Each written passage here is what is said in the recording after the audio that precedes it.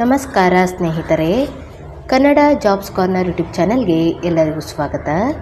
ಬೆಂಗಳೂರು ನೀರು ಸರಬರಾಜು ಮತ್ತು ಒಳಚರಂಡಿ ಮಂಡಳಿಯಲ್ಲಿ ವಿವಿಧ ಹುದ್ದೆಗಳ ನೇಮಕಾತಿಗೆ ಸಂಬಂಧಪಟ್ಟಂತೆ ಅರ್ಜಿಗಳನ್ನು ಆಹ್ವಾನಿಸಲಾಗಿರುವಂಥದ್ದು. ಇನ್ನು ಯಾವ್ಯಾವ ಹುದ್ದೆಗಳಿವೆ, ಎಷ್ಟೆಷ್ಟು ಹುದ್ದೆಗಳು ಖಾಲಿ ಇರುವಂಥದ್ದು, ಏಜ್ ಲಿಮಿಟ್, ಎಜುಕೇಷನಲ್ ಕ್ವಾಲಿಫಿಕೇಷನ್ ಹಾಗೂ ಸೆಲೆಕ್ಷನ್ ಪ್ರೊಸೀಜರ್ ಬಗ್ಗೆ ಈ ಒಂದು ವಿಡಿಯೋದಲ್ಲಿ ಮುಂದೆ ನೋಡ್ತಾ ಹೋಗೋಣ. ನಮ್ಮ ಚಾನೆಲನ್ನು ಯಾರಾದರೂ ಹೊಸದಾಗಿ ನೋಡ್ತಾ ಇದ್ದರೆ ಸಬ್ಸ್ಕ್ರೈಬ್ ಮಾಡಿ ಹಾಗೂ ಪಕ್ಕದಲ್ಲೇ ಇರುವಂತಹ ಬೆಲ್ ಬಟನನ್ನು ಕ್ಲಿಕ್ ಮಾಡಿ. ಕರ್ನಾಟಕ ಪರೀಕ್ಷಾ ಪ್ರಾಧಿಕಾರದಿಂದ ಬೆಂಗಳೂರು ನೀರು ಸರಬರಾಜು ಮತ್ತು ಒಳಚರಂಡಿ ಮಂಡಳಿಯಲ್ಲಿ ಕಲ್ಯಾಣ ಕರ್ನಾಟಕ ವೃಂದದಲ್ಲಿ ವಿವಿಧ ಹುದ್ದೆಗಳ ನೇಮಕಾತಿಗೆ ಸಂಬಂಧಪಟ್ಟಂತೆ ಅರ್ಜಿಗಳನ್ನು ಆಹ್ವಾನಿಸಲಾಗಿರುವಂಥದ್ದು. ಇನ್ನು ಯಾವ್ಯಾವ ಹುದ್ದೆಗಳಿವೆ ಹಾಗೂ ಎಷ್ಟೆಷ್ಟು ಹುದ್ದೆಗಳು ಖಾಲಿ ಇರುವಂಥದ್ದು ಎಂದು ನೋಡ್ತಾ ಹೋಗೋದಾದರೆ, ಮೊದಲನೇದಾಗಿ ಸಹಾಯಕ ಅಭಿಯಂತರರು ಸಿವಿಲ್ ಗ್ರೂಪ್ ಬಿ ಈ ಒಂದು ಹುದ್ದೆಗಳಿಗೆ ನೋಡೋದಾದರೆ ಒಟ್ಟು 5 ಹುದ್ದೆಗಳು ಖಾಲಿ ಇರುವಂಥದ್ದು. ಇನ್ನು ವೇತನ ಶ್ರೇಣಿಯ ಬಗ್ಗೆ ನೋಡೋದಾದರೆ ಈ ಒಂದು ಹುದ್ದೆಗಳಿಗೆ ಆಯ್ಕೆಯಾದಂಥ ಅಭ್ಯರ್ಥಿಗಳಿಗೆ ಪ್ರತಿ ತಿಂಗಳು 53,250ರಿಂದ 1,15,460ರವರೆಗೂ ಸಹ ವೇತನವನ್ನು ನೀಡಲಾಗುವಂಥದ್ದು. ಇನ್ನು ಎರಡನೇದಾಗಿ ಸಹಾಯಕ ಅಭಿಯಂತರರು ಇಲೆಕ್ಟ್ರಿಕಲ್ ಗ್ರೂಪ್ ಬಿ ಈ ಒಂದು ಹುದ್ದೆಗಳಿಗೆ ನೋಡೋದಾದರೆ ಒಟ್ಟು 1 ಹುದ್ದೆ ಖಾಲಿ ಇರುವಂಥದ್ದು. ಇನ್ನು ವೇತನ ಶ್ರೇಣಿಯ ಬಗ್ಗೆ ನೋಡೋದಾದರೆ 53,250ರಿಂದ 1,15,460ರವರೆಗೂ ಸಹ ವೇತನವನ್ನು ನೀಡಲಾಗುವಂಥದ್ದು. ಇನ್ನು ಮೂರನೇದಾಗಿ ಸಹಾಯಕ ಅಭಿಯಂತರರು ಮೆಕ್ಯಾನಿಕಲ್ ಗ್ರೂಪ್ ಬಿ ಈ ಒಂದು ಹುದ್ದೆಗಳಿಗೆ ನೋಡೋದಾದರೆ ಒಟ್ಟು 1 ಹುದ್ದೆ ಖಾಲಿ ಇರುವಂಥದ್ದು. ಇನ್ನು ವೇತನ ಶ್ರೇಣಿಯ ಬಗ್ಗೆ ನೋಡೋದಾದರೆ ಈ ಒಂದು ಹುದ್ದೆಗಳಿಗೆ ಆಯ್ಕೆಯಾದಂಥ ಅಭ್ಯರ್ಥಿಗಳಿಗೆ ಪ್ರತಿ ತಿಂಗಳು 53,250ರಿಂದ 1,15,460ರವರೆಗೂ ಸಹ ವೇತನವನ್ನು ನೀಡಲಾಗುವಂಥದ್ದು. ಇನ್ನು ಕಿರಿಯ ಅಭಿಯಂತರರು ಸಿವಿಲ್ ಗ್ರೂಪ್ ಸಿ ಈ ಒಂದು ಹುದ್ದೆಗಳಿಗೆ ನೋಡೋದಾದರೆ ಒಟ್ಟು 3 ಹುದ್ದೆಗಳು ಖಾಲಿ ಇರುವಂಥದ್ದು.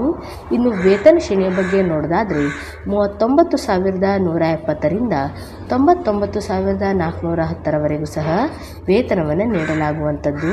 ಹೀಗೆಯೇ ಇನ್ನುಳಿದಂಥ ಹುದ್ದೆಗಳಿಗೂ ಸಹ ಇಲ್ಲಿ ವೇತನ ಶ್ರೇಣಿ ಹಾಗೂ ಖಾಲಿ ಇರುವಂಥ ಹುದ್ದೆಗಳ ಬಗ್ಗೆ ನೋಟಿಫಿಕೇಷನ್ನಲ್ಲಿ ಎಲ್ಲ ಮಾಹಿತಿಯನ್ನು ಡೀಟೇಲ್ ಆಗಿ ನೀಡಿರುವಂಥದ್ದು. ಇನ್ನು ಎಜುಕೇಷನಲ್ ಕ್ವಾಲಿಫಿಕೇಷನ್ ಬಗ್ಗೆ ನೋಡ್ತಾ ಹೋಗೋದಾದರೆ, ಮೊದಲನೇದಾಗಿ ಸಹಾಯಕ ಅಭಿಯಂತರರು ಸಿವಿಲ್ ಗ್ರೂಪ್ ಬಿ ಈ ಒಂದು ಹುದ್ದೆಗಳಿಗೆ ನೋಡೋದಾದರೆ ಸಿವಿಲ್ ಎಂಜಿನಿಯರಿಂಗನ್ನು ಮುಗಿಸಿರುವಂಥ ಅಭ್ಯರ್ಥಿಗಳು ಅರ್ಜಿಯನ್ನು ಸಲ್ಲಿಸಬಹುದು. ಹಾಗೂ ಅಭ್ಯರ್ಥಿಗಳು ಇದರ ಜೊತೆಗೆ ಕಂಪ್ಯೂಟರ್ ಜ್ಞಾನವನ್ನು ಹೊಂದಿರಬೇಕು. ಕನಿಷ್ಠ 6 ತಿಂಗಳ ಕಂಪ್ಯೂಟರ್ ಕೋರ್ಸನ್ನು ಮುಗಿಸಿರಬೇಕು.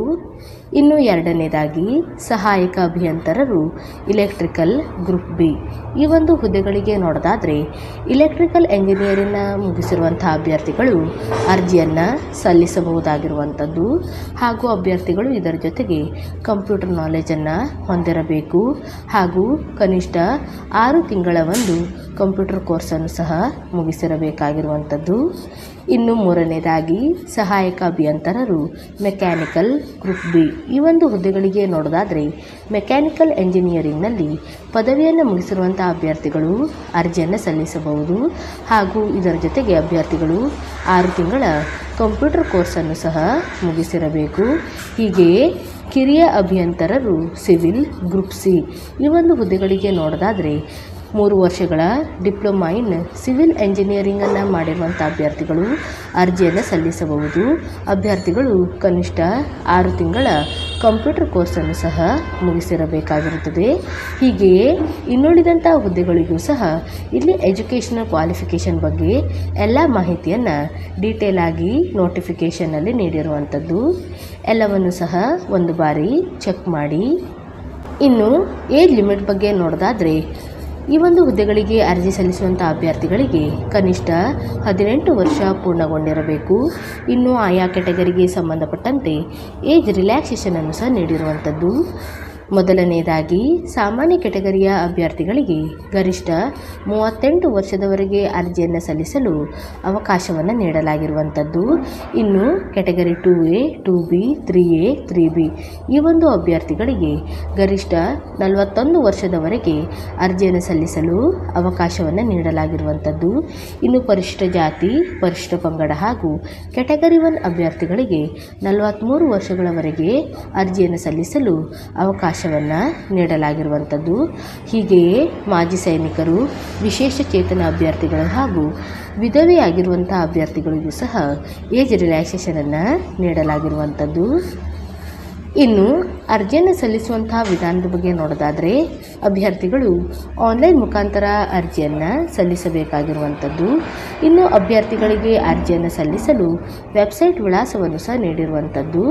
cet.online.karnataka.gov.in ಈ ಒಂದು ವೆಬ್ಸೈಟ್ ಮೂಲಕ ಅಭ್ಯರ್ಥಿಗಳು ಆನ್ಲೈನ್ ಮೂಲಕ ಅರ್ಜಿಯನ್ನು ಸಲ್ಲಿಸಬೇಕು. ಇನ್ನು ಅರ್ಜಿಯನ್ನು ಸಲ್ಲಿಸಲು ಪ್ರಾರಂಭ ದಿನಾಂಕವನ್ನು ನೋಡೋದಾದರೆ 17/11/2025ರಿಂದ 25/11/2025 ಒಳಗೆ ಅಭ್ಯರ್ಥಿಗಳು ಅರ್ಜಿಯನ್ನು ಸಲ್ಲಿಸಬಹುದು. ಹಾಗೂ ಶುಲ್ಕವನ್ನು ಪಾವತಿ ಮಾಡಲು ಕೊನೆಯ ದಿನಾಂಕವನ್ನು ನೋಡೋದಾದರೆ 26/11/2025 ಒಳಗೆ ಅಭ್ಯರ್ಥಿಗಳು ಅರ್ಜಿ ಶುಲ್ಕವನ್ನು ಪಾವತಿಸಬೇಕು.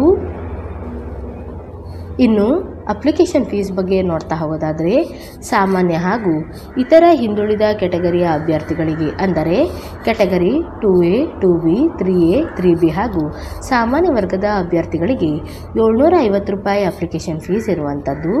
ಇನ್ನು ಪರಿಶಿಷ್ಟ ಜಾತಿ, ಪರಿಶಿಷ್ಟ ಪಂಗಡ, ಕೆಟಗರಿ 1 ಮಾಜಿ ಸೈನಿಕ ಮತ್ತು ತೃತೀಯ ಲಿಂಗ ಅಭ್ಯರ್ಥಿಗಳಿಗೆ 500 ರೂಪಾಯಿ ಅಪ್ಲಿಕೇಶನ್ ಫೀಸ್ ಇರುತ್ತದೆ. ಇನ್ನು ವಿಶೇಷ ಚೇತನ ಅಭ್ಯರ್ಥಿಗಳಿಗೆ 250 ರೂಪಾಯಿ ಅಪ್ಲಿಕೇಶನ್ ಫೀಸ್ ಇರುವಂಥದ್ದು. ಇನ್ನು ಎಕ್ಸಾಮಿನೇಷನ್ ಪ್ರೊಸೀಜರ್ ಬಗ್ಗೆ ನೋಡ್ತಾ ಹೋಗೋದಾದರೆ ಅಭ್ಯರ್ಥಿಗಳಿಗೆ ಆಫ್ಲೈನ್ OMR ಮಾದರಿಯಲ್ಲಿ ಎಕ್ಸಾಮನ್ನು ನಡೆಸಲಾಗುವಂಥದ್ದು. ಇನ್ನು ಎಕ್ಸಾಮಿನೇಷನ್ ಸೆಂಟರ್ಸ್ಗಳನ್ನು ನೋಡೋದಾದರೆ ಬೆಂಗಳೂರು, ಮೈಸೂರು, ದಾವಣಗೆರೆ, ದಕ್ಷಿಣ ಕನ್ನಡ, ಶಿವಮೊಗ್ಗ, ಬೆಳಗಾವಿ, ಧಾರವಾಡ, ಬಳ್ಳಾರಿ, ಕೊಪ್ಪಳ, ವಿಜಯಪುರ, ತುಮಕೂರು ಹಾಗೂ ಕಲಬುರಗಿಗಳಲ್ಲಿ ಎಕ್ಸಾಮಿನೇಷನನ್ನು ನಡೆಸಲಾಗುವಂಥದ್ದು. ಇನ್ನು ಕಡ್ಡಾಯ ಕನ್ನಡ ಭಾಷಾ ಪರೀಕ್ಷೆಯ ಬಗ್ಗೆಯೂ ಸಹ ಇಲ್ಲಿ ಮಾಹಿತಿಯನ್ನು ನೀಡಲಾಗಿರುವಂಥದ್ದು.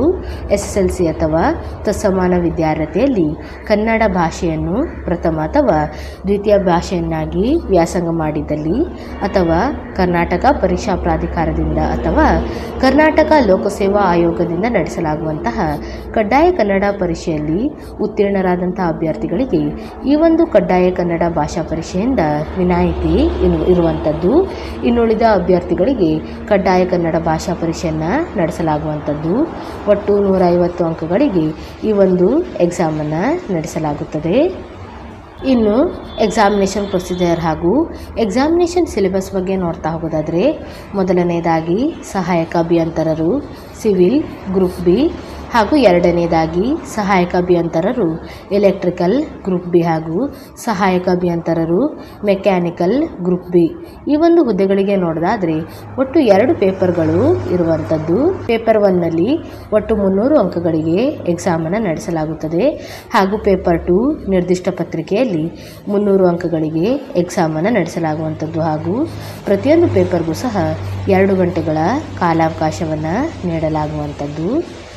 ಇನ್ನು ಎರಡನೇದಾಗಿ ಕಿರಿಯ ಅಭಿಯಂತರರು ಸಿವಿಲ್ ಗ್ರೂಪ್ ಸಿ, ಕಿರಿಯ ಅಭಿಯಂತರರು ಎಲೆಕ್ಟ್ರಿಕಲ್ ಗ್ರೂಪ್ ಸಿ ಹಾಗೂ ಕಿರಿಯ ಅಭಿಯಂತರರು ಮೆಕ್ಯಾನಿಕಲ್ ಗ್ರೂಪ್ ಸಿ ಈ ಒಂದು ಹುದ್ದೆಗಳಿಗೂ ಸಹ 2 ಪೇಪರ್ ಇರುವಂಥದ್ದು. ಪೇಪರ್ 1ನಲ್ಲಿ ಒಟ್ಟು 100 ಅಂಕಗಳಿಗೆ ಎಕ್ಸಾಮನ್ನು ನಡೆಸಲಾಗುವಂಥದ್ದು ಹಾಗೂ 2 ಗಂಟೆಗಳ ಕಾಲಾವಕಾಶವನ್ನು ನೀಡಲಾಗುತ್ತದೆ.